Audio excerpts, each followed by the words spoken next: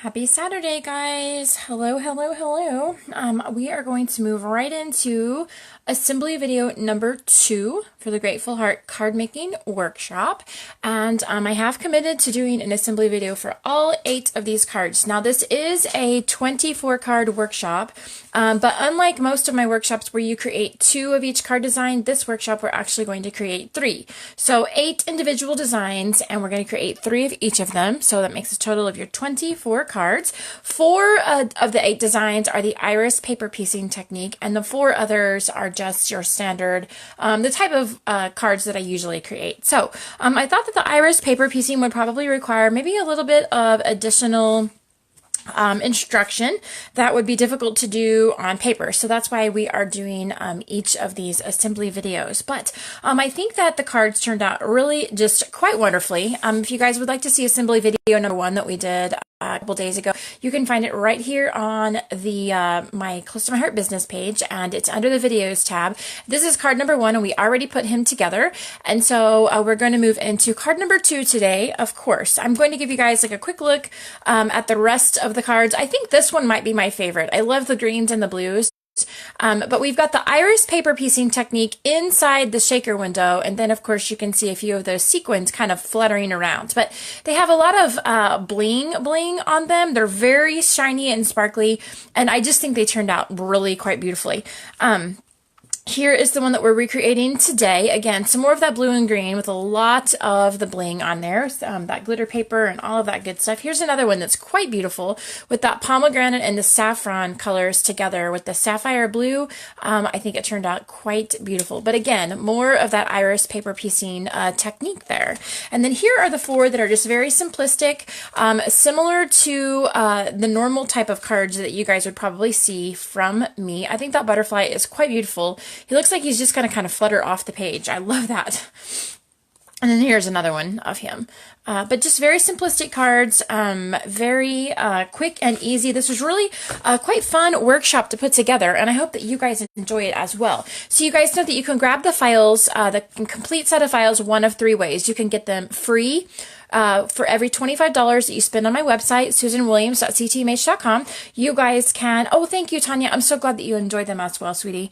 But for every $25 you guys can spend, you can get a set of workshop files, and you can choose any of them that you wish. But for every $25, you get a set of free files. So if you are spending $50 so that you can get the free Stamp of the Month kit from me as well, you not only get the cutting guide for the Stamp of the Month kit, but then you can choose 2 more of my regular workshop cutting guides, making 3 of them you've earned for your purchase. So it really escalates quite quickly the free files that you guys can receive. So you can get them free with an order. You can purchase them through PayPal right up here at the blog post link, and you'll find it over there at the justcrazyblessed.blogspot.com. It's over in the right-hand sidebars where you'll find the Grateful Heart workshop. But you can get them through PayPal, and then you also can earn them free by joining my Close to My Heart team. So every consultant, no matter what the level of in my tree, you guys will all have access to my files library, and so then you guys can have access to these files anytime you wish. All the files that I created, even clear back to 2013, they're all available for you to use. So one of 3 ways you can grab them, but you should grab them because they're gorgeous. I just love them. So we've just got a cover page and a welcome letter. You have your assembly photos that you can put each of the cards together, just similar to looking at a puzzle. And of course, you also can refer back to the assembly videos here on the Facebook page if you should need any extra help. You guys also can send me questions. I'm always happy to help you if you run into trouble. So you have all of your assembly photos. You have the full cutting guide that you guys can take your papers and butcher them up so that you have enough to create all 24 cards. Grab a friend if you would like. You can change these up too by changing in additional papers. You can change the stamp sets that you use. Lots of fun ways to change them up and have them suit really the way that you would like to have your cards done. So then we also have a document that you'll find with all of my workshop files called The Rest of the Story, and this is very workshop specific. It talks specifically about things pertaining to this workshop only to kind of give you some additional tips and tricks and help you get through those files. Then you're also going to have a consultant release. So if you're a consultant with Close to My Heart and you might like to use these files to benefit your own business, you're absolutely welcome to do that. You guys are perfectly able to distribute the files and hand them out to your customers if you would like, and to use the designs and all of that good stuff to make your job just a little bit easier. So let's go ahead and we're going to get started today, guys. So again, this is the card that we're going to recreate. The stamp set that we're using, of course, is the Grateful Heart card making stamp set, and has this beautiful, the butterfly I think is one of my favorites, but I like the sentiments as well. They're very usable and very practical. So we're going to be using that stamp set, and we are just going to go right ahead and jump in here, getting all of this stuff here ready to go. Okay, so let's just go ahead and we're going to begin assembling just as our display card not really instructs us, but as our display card shows. I'm going to attempt to make it as quick as possible, but y'all know whenever we're dealing with the iris paper piecing, it's going to take a while. It's definitely going to be a lengthy process, but it is so worth it in the end. Oh, good. Hello, Judy. Thanks for hopping on, darling. I hope that you guys are all having a good Saturday, unless you're in Australia, and then you might be already in Sunday. Australia or New Zealand. We have a lot of those friends that join us often, and you guys might already, depending on your time zone, you guys might already be experiencing Sunday. So if you are, well then, happy Sunday. So we're just going to go ahead and adhering these pieces and the zip strip as well down. And many times when I cut kits, I've mentioned this before, I usually will make my pieces a little bit longer because I'm never quite perfect when I'm cutting things, and I always would rather have a piece that's a little bit further over to the edge and have to trim it off than have a piece that's too short and it not be long enough. That kind of makes me a little bit crazy. So we are going to, let's see. Since we have several layers here, you guys, I think we're going to go ahead and punch our circle here through this portion before we add it to our card, and then we're going to punch it again. So let me grab, you guys, I always tell you that I manage to forget something every time. Well, today the thing that I forgot was my cuddle bug. So hang on just a second, moving my cuddle bug right here next to my desk. Sorry, I try to be so well prepared, y'all, and it just never happens. So we're going to, I've got my A plate and my B plate. We are going to just place, get this out of the way so y'all can see what's happening. Place this down here, and of course I want my, we're going to create the iris paper piecing right here down near the middle of the card itself. So I have just a little bit of washi tape on my die. I usually have the washi tape on there, and I usually just leave it on there because it helps me when I place my die down. It's going to help it not to jostle around when I move it over to the machine. Hey Danielle, thank you for tuning in, darling. Okay, yeah, that is pretty perfect. So I'm moving it right over here, guys. I don't usually emboss or use my Cuttlebug on the same table that my phone is on because it makes it really crazy dizzy. I don't want to make you guys seasick. Okay, so we're taking this off of here. It did cut through well. So now we're going to adhere it onto the card base. I just was afraid going through, especially one of the layers being the glitter paper, I was afraid that it would not cut all the way and cause problems. So I wanted to go ahead and get the first layer out of the way before we move to adding the card base in there. So I'm just flattening this out. Okay. Now, let's get this little guy adhered onto our card base. If I can find my doggone adhesive.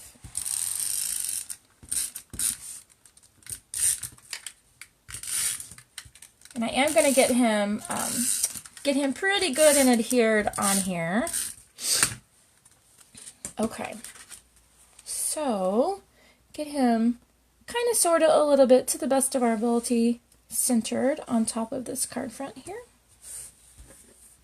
Okay, so now we're going to place it back on our Cuttlebug plate. And y'all can, when you're putting this together, you guys can choose to try to cut all of the layers at the same time if you want. I just was a little nervous that it wasn't going to cut perfectly, and I didn't want to have to mess with the after effects of that. So we're going to run it through the second time. So we'll go right ahead and cut through that card base, and then we'll be ready to start the fun part. Okay, all right. So getting this little guy out of here. I tell you, that washi tape tends to save me quite often. And it still did not, okay, it didn't cut all the way through. So hang on just a second. We're going to run this crazy thing right back through. Like, this is crafting in real time, guys. Crafting in real time with all the real blenders and all that good stuff, okay? So let's see if it came out this time. Okay, yes, punched it through this time. Perfect. All right, so done with this part now. Now we can get to the fun stuff. All right.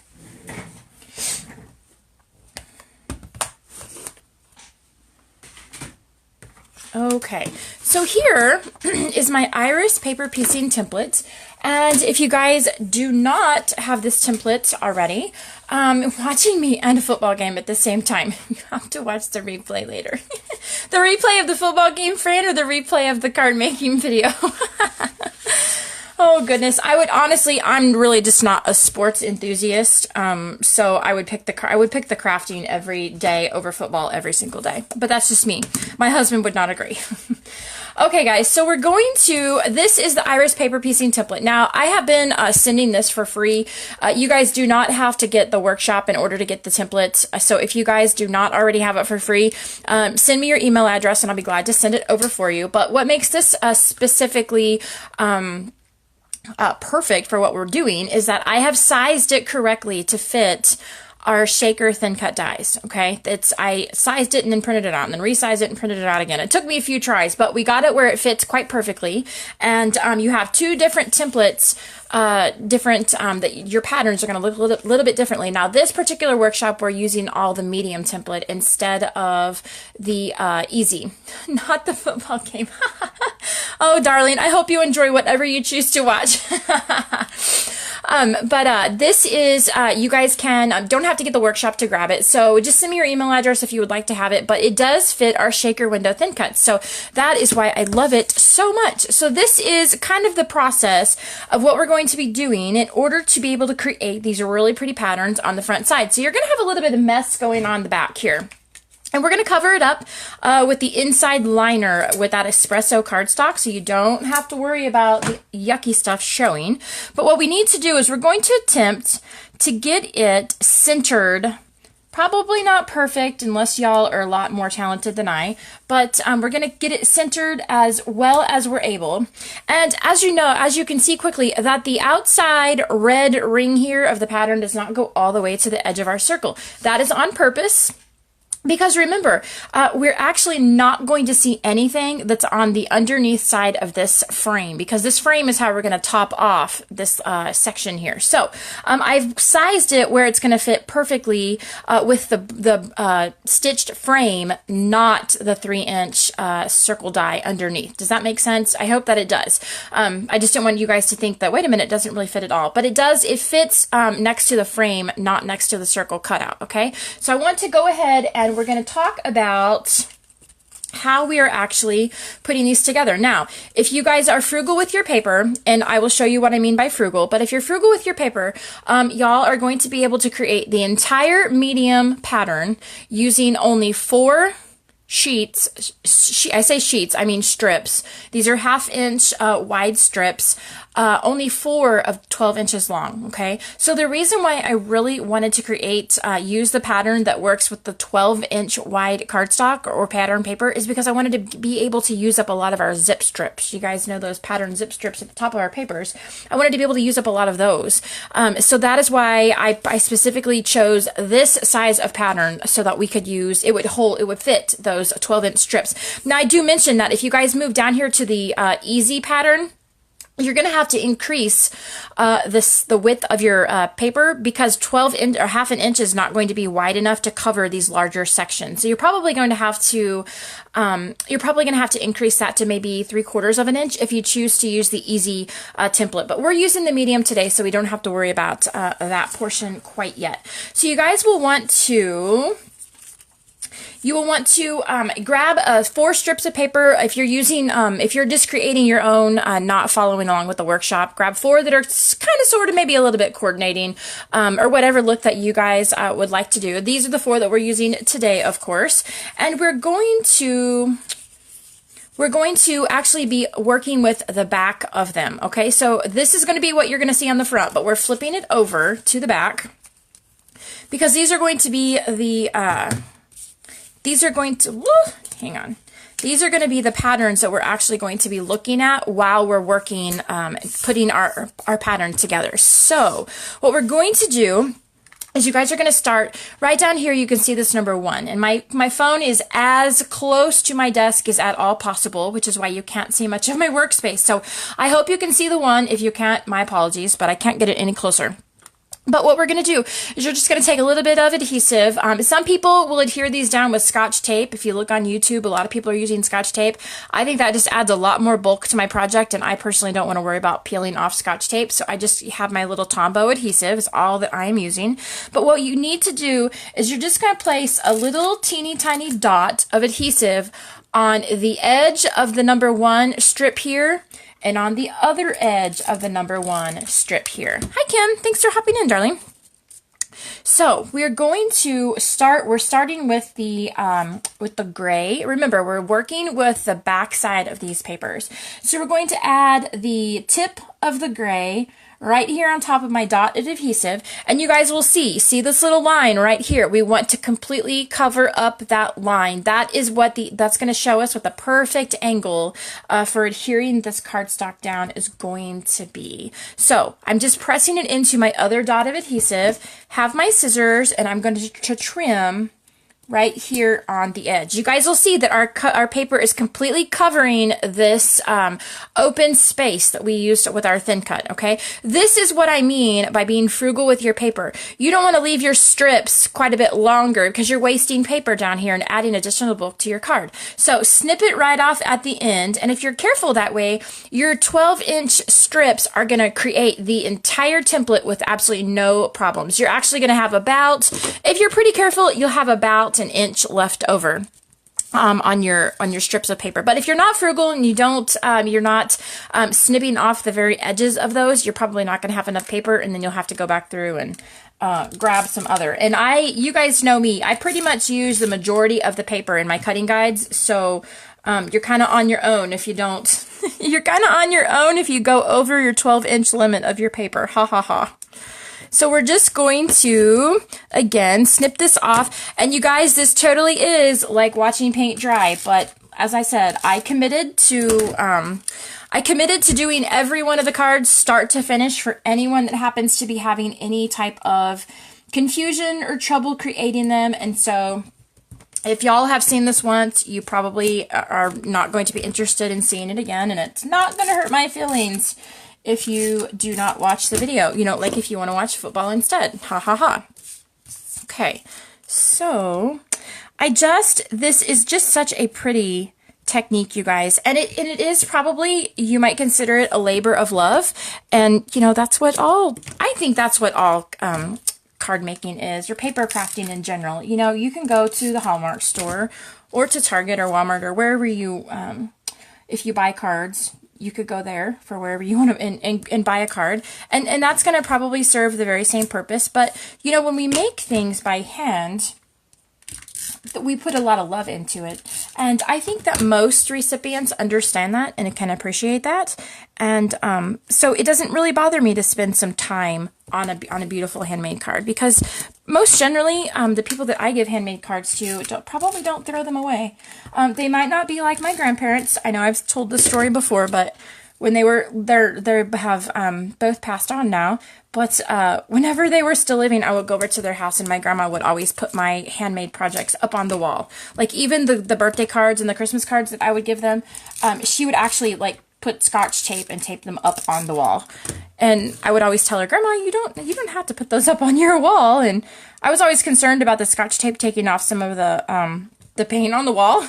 But she would always tell me I could never put away a project that my Susie made.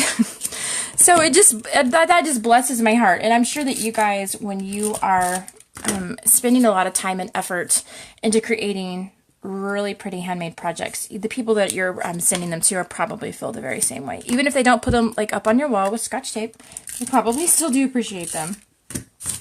But We did, guys, I didn't mention, but you obviously could see that we adhered the card base down to the template with some washi tape. And you just need that. You've got to have some way to hold it down without it kind of flying all over the place. Because as you're noticing, we're spending a lot of time on this, and we're kind of moving it around and jostling it around. And you need the pattern to stay still while you are building it. So let's see. Well, what am I? I've got my pieces turned over and I can't find what I'm looking for. Heaven's sakes. So we're just following it around the circle by the numbers. And you guys, this is something it would be easy enough for your kiddos to do. I mean, this might be a fun project if they, if you would like them to, if they would like to create something to keep themselves, or if they would like to create, a special birthday card or a Christmas card for a loved one or a friend at school or a teacher or something like that. This would even be something that, if it's really cold outside where you guys are at, like it is right now at our house, and they're getting like maybe a little bit of, what do they call that? Like when you're stuck indoors and you're going crazy because you can't get outside. I don't know what they call that. But cabin fever. That's what I was trying to think of. Cabin fever. So if they're getting a little bit of cabin fever because they can't go outside, you guys maybe could put them to work with a project like this. They might enjoy that. So you guys see how we're just using the very minimum amount of paper. We don't have a lot of scraps left over. We don't have a lot of overhanging edges. We're just being very frugal with our paper, using all of it that we can. And I think that it worked out perfect. In fact, I was hoping when I started this, planning this for the workshop, is that my hopes was that I could use just 12 inches because it was going to make my cutting guide a lot easier that way as well. And, as far as getting the pieces or the correct pieces for you guys so that you weren't confused about which goes where and that type of thing. So it just worked out really, really well. This workshop came together quite perfectly, and I'm really, really pleased with it. I am excited because I'm getting ready to start the Grateful Heart scrapbooking workshop, and that paper collection has such beautiful colors that I'm really excited to work with it. So it would be my last pre-Christmas workshop. It's crazy that it feels like we just got this idea book, but really we're like nearing the tail end of it because it's just active to the end of December. And so as consultants, we will get a look at the brand new idea book the first part of December. So I'm really excited about that. But I also feel like, oh my gosh, I haven't even had enough time to go through everything in this workshop, idea book, and play with all of the products that are in there. So, we're getting to the place where things are going to start selling out, and they're going to be, out of inventory and all of that really awful stuff. So, if there's anything there, you guys, that you don't have out of the idea book yet, specifically the things that tend to run out the quickest are the different thin cut sets. They never ever usually reorder those, the ones that are retiring, because it takes so long to get them from overseas. So the thin cut sets will run out, and usually once they sell out of paper, they're just done with the paper. They don't normally reorder paper either. Embellishments are the same way. If you have an embellishment that goes with a certain paper collection, because all these paper collections are going to retire with this book. So once anything that specifically coordinates with that is done, it's like completely done.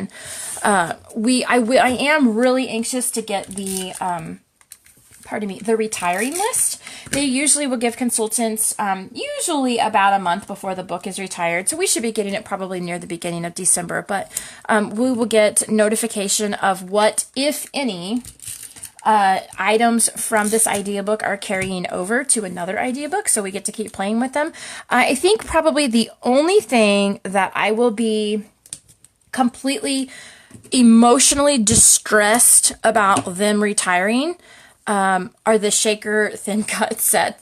I will really be sad if they get rid of the decorative border thin cut set and the fancy tags, because I love both of them and they're very versatile and I can use them on a lot of different projects. So I really hope that we keep all three of those thin cut sets. There's a few other things that I'll probably be a little upset about, but I know it's kind of just part of life and we can't sell the same stuff forever. So, but yeah, I gotta say, if they retire those shaker thin cuts, which I personally don't think that they will, but if they retire those shaker thin cuts, I will have me a little bit of a meltdown and then I'll suck it up and go back to work. But okay, so we have finished the pattern, you guys. This is always the fun part. Look here.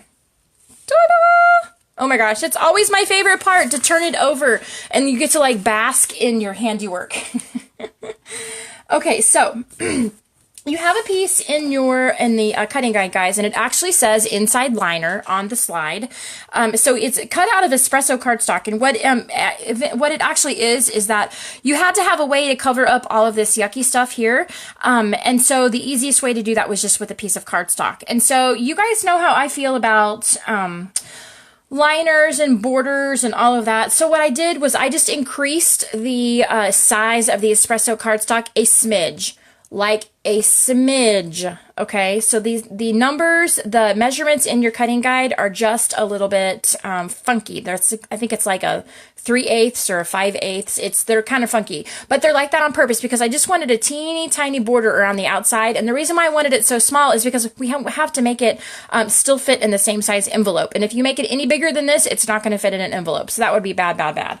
If you guys don't like the border, which I love the border because it tied in so well with the other espresso pieces on the card. I love the border, but if you don't like the border, you can just trim it down to the same size as the card base, and then no one will ever even know that you had a border going on there if you don't like the border. But that's just a personal opinion or a personal choice. So what we're going to do, you can't go any further with your card until you put the liner on there because you have all this leftover adhesive here. And when you shut your card to work on the front, it's all going to stick together, and you don't want that, of course. So we're just going to go right ahead and add adhesive around here so that we are sealing up all of the yuckiness and no one will, whoops, okay, hang on, out of Tombow, just a second. Opening it up. Hang on. I knew this was going to happen. I have another one right here next to me because I knew this was going to happen with one of my videos happening shortly. So, if y'all needed a tutorial on how to change your Tombow, there you go. Very easy, and I love that we use the same applicator and we just have to buy the refills. That's my favorite part. So we're just adding I like a lot of adhesive on the back here because I want this to lay flat and not have to worry about it peeling up at all. So I'm centering. I know it's a little difficult to see with the dark background, but I'm centering this. And then we're going to push it down, and then that part is going to be done. Oh, Linda, it really is easy. It's not difficult at all, I promise. Okay, so now we're ready to continue going. Now we're ready for our shaker portion. Now, I showed you guys this last time, and I'm going to show you again. However, I did the same thing that I did last time too. I went ahead and I stamped this earlier this morning before I turned my camera on. So it's good, and I hope it's dry. It looks like it's actually still a little tiny bit wet. So I'm going to be careful that I don't smear this, okay? But I did go ahead and I used my, if I can find my doggone stamp sets, here we go. I used Archival Black on here, and it does take some drying time, guys, so just be prepared. In fact, you might want to, when you go through and you grab your windows out when you guys are starting this workshop, you might just go ahead and stamp all of them and then lay them aside and let them dry while you're working on the rest of your cards. So then by the time you come back, they're most likely going to be dry. But I did stamp this one in the thank you stamp set. We're going to lay this one aside, and I will tell you guys, as you can see, I did cut my stamp. I do this a lot. I know that some of you guys, you just cannot deal with it. I understand. I have OCD-ness with my crafting as well, but it comes on with the stamp set as one sentiment, and I think nothing about it just taking my scissors and snipping that thing into. I butcher. Gosh, I have probably nearly at least half of my stamp sets are butchered in some way. I'll take out a piece or cut off a piece. And the great thing is that you can use it as two separate images if you would like. So it would, for instance, it would make it really easy. Like if you wanted to stamp thank in one color and you in the other, put them on two different blocks and go for it. And you don't have to do any of the masking or anything like that. But I just butchered mine just for purposes of being able to stamp in the circle here, because of course the long image was not going to fit.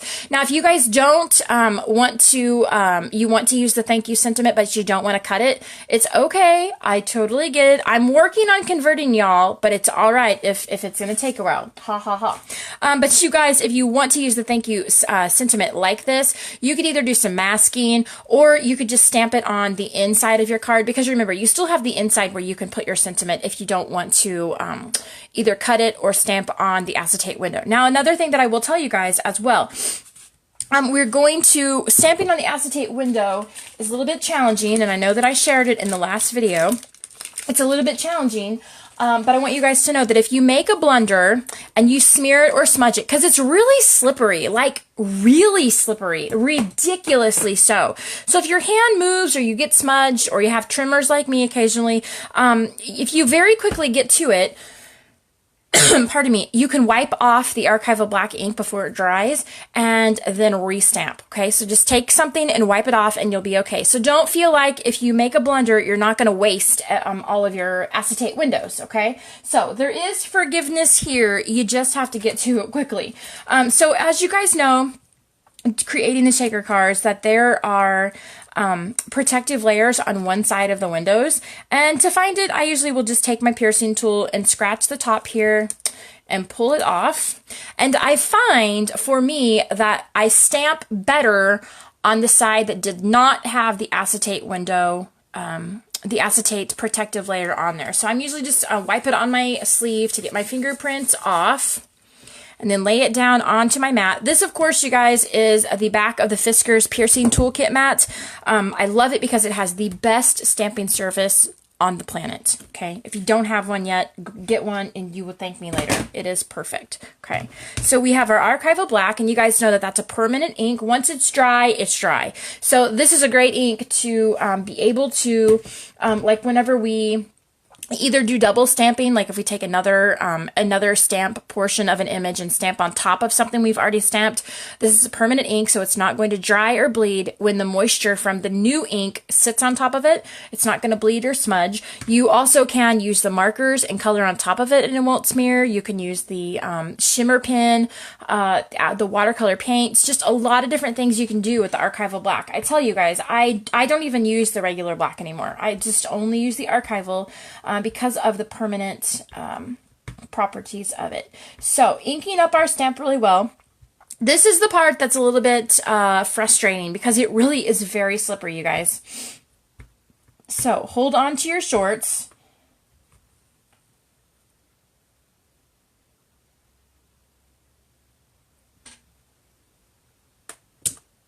Oh my gosh, it worked that time. Woohoo! I struggled with it when I stamped the one this morning. I really struggled with it.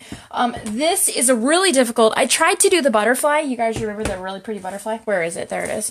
I tried to put this on the edge of one of them, but it was so large and it kept sliding around and I was smudging it, and I just honestly, about like after 5 times, I gave up. So it just, you guys just have sentiments on here, but if you can get the larger images to work, go for it because it would look beautiful. So then I'm going to just set this to dry. Woo! Okay, here's the one that I did earlier today, and it's not completely dry, so I hope that I don't end up smudging it, but we're going to move it over there anyway.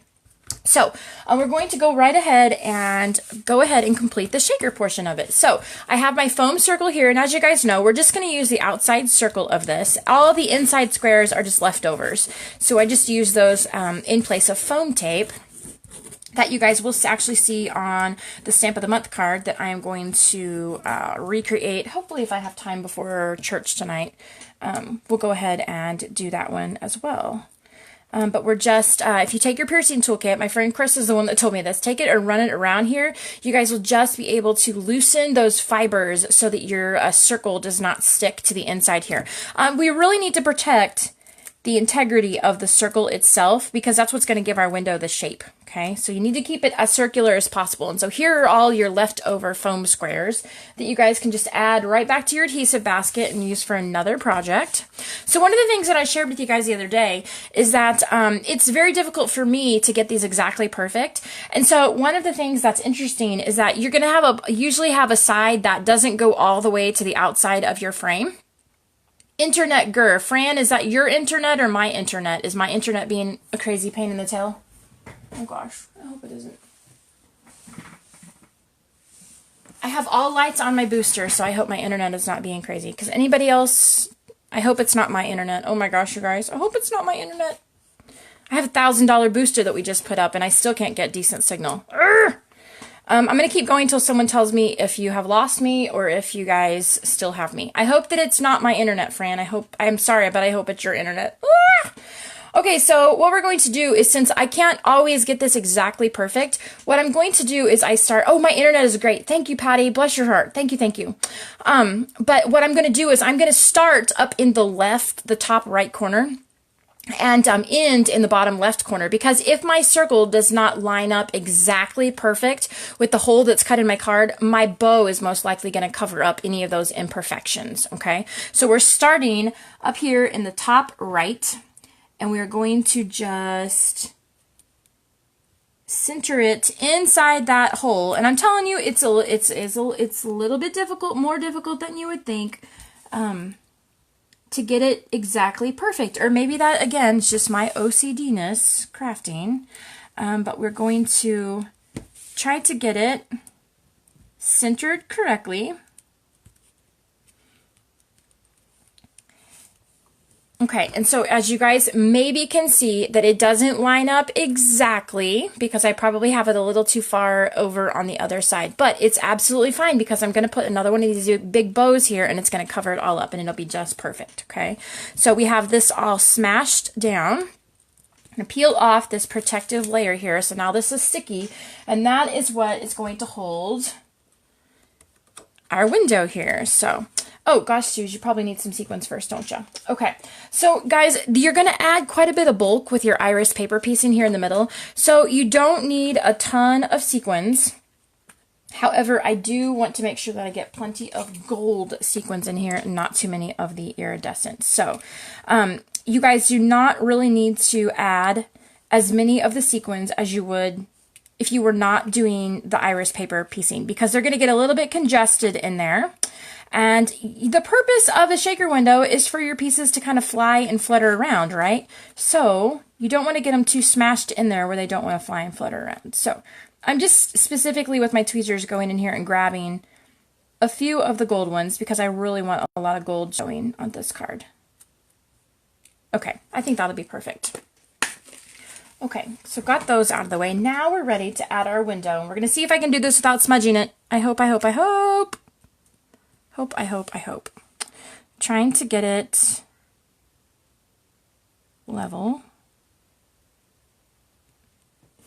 Did y'all notice I stopped talking when I started doing this? Because when my mouth is running, my brain is usually not working. I'm not going to be able to move that. Rats. Okay. It's a smidge, like tiny bitty, little teeny tiny bit smidge, not exactly level, and that's okay. I don't think anyone will notice it. Okay, so now we're ready for our frame, and I did already cut the frame out with the espresso cardstock, and we're just going to grab our gold shimmer pen. You guys know my love of the shimmer pens. I tell you, these are like the best things ever because you get the benefits of glitter without the mess or the hassle of glitter. It literally just goes right on like a marker, dries nearly instantly, and you have this really beautiful layer of gold shimmer on your project. And it looks really pretty next to the espresso cardstock because you actually can see the gold flecks in it. And the gold flecks, I think, tie in really well with all of the other glitter and jazz that we got going on. So we're going to grab liquid adhesive. And I always am going to use liquid adhesive for my frames, because if you guys don't get it centered exactly correct on the first try, you have to pull it up and do it over again. And if you use liquid adhesive, you can just kind of slide it around on that acetate window. It slides really well. Ask me how I know, because I generally don't get them down perfect the first time. And that's okay. But you guys will be able to slide it around. It gives you kind of a little bit of forgiveness. A little bit of forgiveness going on there. So, I'm going to move it over just a teeny tiny bit. Okay. Now, if that was not liquid adhesive, you guys, and if you had to reposition it, you're going to actually have to pull it up. You're probably going to take the chance of ripping your frame. And of course, you don't want to do that as well. So liquid adhesive it is. And I'm going to hope I don't smear my ink because I can't fix it now, but I'm going to put my ink pad on there. I always love to do that. It fits perfectly. It's like it was made to do that, but it's going to ensure that my frame dries perfectly flat. So then we're going to move this out of the way and we're going to go to create our bow. Now, I do think, you guys, I'm going to change it up a little bit. Instead of the fern stitched ribbon, I think that I'm going to use the white and gold ribbon this time. I know that we're varying, we're like off track just a little teeny tiny bit, and that's okay, because that's what crafting's all about, right? So I'm going to use the my good old Bow Easy. Love this tool. If y'all want to see more tutorials with it, just go right to the business page, because it's how I make all my bows and I show you guys a lot. So just gonna be like a really quick tutorial, nothing too in-depth, but I'm pinching with my left hand. What ink did I use for the sentiment? Oh, Fran, it was the Archival Black ink, and it's a permanent ink. So it is going to, occasionally it stains your stamps a little bit more than the normal black would, but it's permanent, so it's not going to go anywhere once you stamp it. Like I tried just when I started playing with the acetate windows to put the regular black ink on there, and even after like the next day, it still wasn't dry. So Archival Black all the way for me. But I'm going to pinch with my left hand, and we're just bringing the ribbon across the Bow Easy, and this is going to be, I'm going to create a 4-looped bow, okay? So I'm going around 4 times. I'm still pinching with my left hand, and again, this is, yep, I had one twisted, just a second. This is like a abbreviated tutorial. I'm not going to go into depth like I have in the past, but you want to make sure that you don't get your ribbon turned on the back side, because then that won't make a very pretty bow. But we're going to go around 4 times, and here is my tail. I want to make sure. Okay, I don't have anything that's twisted on the back. I'm still holding with my left hand, because if you let go with your left hand, your bow falls apart, which is okay. It gives you more practice time, but if you want to keep your bow intact, you need to not let go. So I'm taking my tail. This is just the tail that's left over after wrapping it around 4 times. If you want a 3-looped bow, just wrap it around 3 times. A double loop, wrap it around 2. Obviously, you guys can figure that out, I'm sure. But you're taking the tail and you're just running it through. Woo! Hang on. Taking the tail and you're running it through the little inside there and bringing it back around. Now it's just going to go back through this hole here, okay? You're basically tying a knot on the back side of this bow. Heavens. Tying a knot on the back side of the bow, and that's what's actually going to secure the bow. It's freezing on me again. Drats. Oh, I'm so sorry, Fran. I'm so sorry, darling. I know the struggle. If you've listened to my videos, you know that I know the struggle. It's so frustrating. And I still don't have my internet figured out, and I really don't know if I have any other options, but we're just going to keep going and do the best that we can. And if you guys want to hang with me during all my internet issues, then I love you for it, and if you don't want to, that's okay too. So, you pull the tension down, and I got a little, darn it, my loop is twisted there again, but I think it's on the back side, so maybe it's okay. So you guys are pulling the tension on your tails down, or actually you're pulling it up, but the tension is what is going to make sure you keep your bow intact. So you're actually going to flip it over and pull it off. So the fun part, and I always say this, that the day that after watching like tons of YouTube tutorials years ago when I was teaching myself how to do this, the day I finally figured it out was the day I realized I was creating my bow upside down and backwards. That's when I finally, like, it clicked with me. So it makes quite a beautiful bow. I'm telling you, I could not create a bow that pretty with my hands. Truly, if my life depended on it, it would just never happen. So what we're going to do is grabbing, let's see, we're probably done baking over here, making sure that our liquid glass is completely down. It doesn't look like I smeared my sentiment, so that's always a good thing too. So what we're going to do is I am just taking my bow, and I'm going to place it on top of one of the larger glue dots. This is one of the, I believe it's the 3/8 size, that close to my heart carries. And the way to, one of the things that I notice is when we create the bows, the double and triple and quadruple loops and all of that, the loops kind of want to like play peekaboo, like hide inside each other. And of course I don't want that to happen. I want them to be all nice and big and fluffy, kind of out there by themselves. So one of the things that I learned, and this is just a tip from me, is that if you guys actually hold open your bow, you see all 4 of those loops are not hiding inside each other. Hold it open and then go over to a glue dot and place the glue dot down here on the loop of your bow, and you're going to do it on both sides.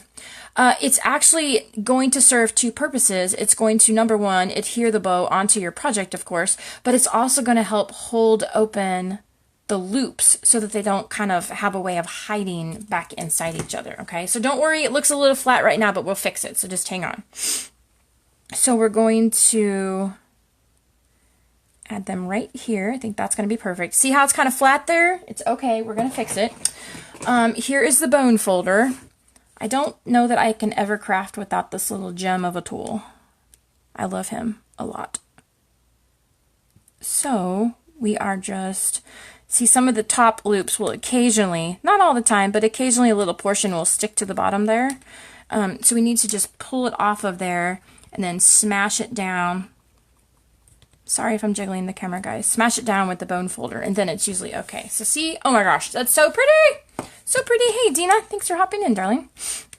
So again, just peeling up the top loops that are a little bit stuck to the bottom ones. Just a little teeny bit. It's just like this little teeny tiny portion down here that's not cooperating. Oh my gosh, guys, I'm telling you, like crafting in real time with all the blunders and everything. Maybe I need to start a blooper reel. That would be fun. Let's see. Listen here, mister. I'm going to start yelling at you. Oh, Lord. Oh, I got one little loop that is just cantankerous down there. Listen here. Crazy thing. Stay down there where you're supposed to stay. Okay, there we go. That's better. Okay, so smearing it down, getting underneath the rest of those loops so the top is not going to stick to it again. Okay, yay! Perfect. Now we just are going to go and, let's see, how are we going to cut our tails? Okay.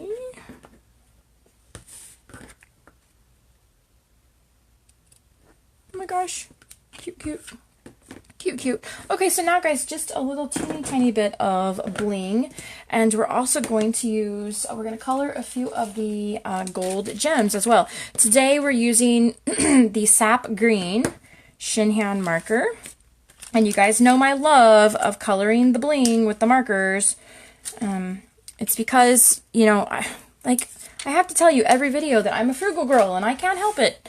But I love it because I just can buy neutral gems, and then color them any color that I want, and I feel like I have customized bling to match my project, and I only had to buy 1 package of gems, so that's always really fun. So we're going to just grab the alcohol marker, and we're just literally coloring on top of the gem, you guys, and it dries nearly instantly. And it looks perfect. It just looks perfect. You can still see the glitter of the gem underneath. It's still just as shiny as it was when you started. But I think that we're going to use 2 big ones and 1 small one. And I have pitiful lighting, I know. But you guys can still see that it's just as shiny, that green. So now you have green gems instead of gold gems. And I love that. So you can get by with, of course, just using 1 package of bling for the whole card workshop. And see, some of them, as I'll show you one here, we changed different colors. So I just added in a different marker. So it worked out really good. It worked out really, really good. So we're going to just add on a couple meaning 3. Apparently I can't count. A couple of the loose sequins. These, of course, are the sequins that go inside our shaker windows because they don't have adhesive on the back. Oh, thank you, Sandy. Thank you for tuning in, darling. I appreciate that. But I like to add adhesive to the back of mine because I'm maybe a rebel like that. That's all right. But I just pick them up with my tweezers, or you can use your piercing tool, or you can use your fingers, whatever you wish.